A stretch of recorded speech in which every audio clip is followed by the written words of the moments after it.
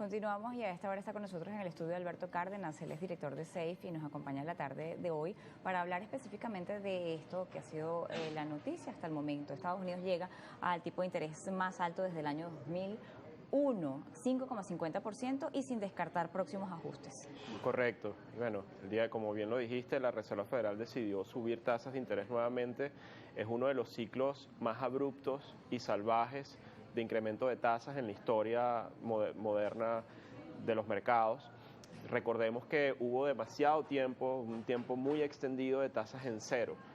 donde se sobreapalancó, se sobreestimuló la economía y el problema inflacionario mordió con fuerza el año pasado y todos estos incrementos se han venido haciendo para poder llevar la inflación al target del 2%, que es lo que busca la Reserva Federal. Ahora la inflación está alrededor del 3.1%, ha mejorado muchísimo después de haber estado en un pico el año pasado cercano al 9%, pero el mensaje de la Fed es que probablemente vamos a estar con tasas altas durante bastante tiempo, incluido todo el año 2024, hasta que la inflación se estabilice cercana al 2%. Incluso hay la posibilidad todavía de que pueda haber un incremento adicional, aunque la mayoría de los analistas piensan que este es ya el último tope o el techo del mercado en las tasas. Han señalado que esperan lograr el mínimo de desempleo y llegar a ese tope o a esa meta de una inflación de 2 dígitos, cuando el año pasado ya la tenían en 9.1. En este momento, el proceso, ellos descartan una recesión, sin embargo, los signos de la economía parecen decir otra cosa.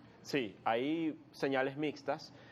Si uno ve, por ejemplo, el tema del empleo, posiblemente la recesión no es un problema inmediato porque todavía Estados Unidos está en pleno empleo, muy robusto el tema de empleo. Por ejemplo, hoy supimos el dato del crecimiento del Producto Interno Bruto en Estados Unidos para el segundo trimestre del año y fue mejor de lo esperado, un crecimiento por arriba del 2%. Sin embargo, eso es un dato un tanto retrasado, un poco, si uno ve las medidas, por ejemplo, de actividad manufacturera, de ventas, inventarios, actividad comercial, nos damos cuenta que realmente hay una desaceleración en curso. Y aquí el problema de fondo, Mariana, siempre ha sido la deuda. Entonces, la deuda se ha incrementado muchísimo en los últimos meses y años y ahora con este incremento abrupto de las tasas, cuando las empresas, las corporaciones, los individuos necesiten refinanciar su deuda, ahorita la economía americana parece muy resiliente porque no ha habido todavía un proceso, digamos, importante de refinanciamiento de las deudas que se venían pactadas con tasas muy bajas. Pero una compañía que se endeudó, por ejemplo,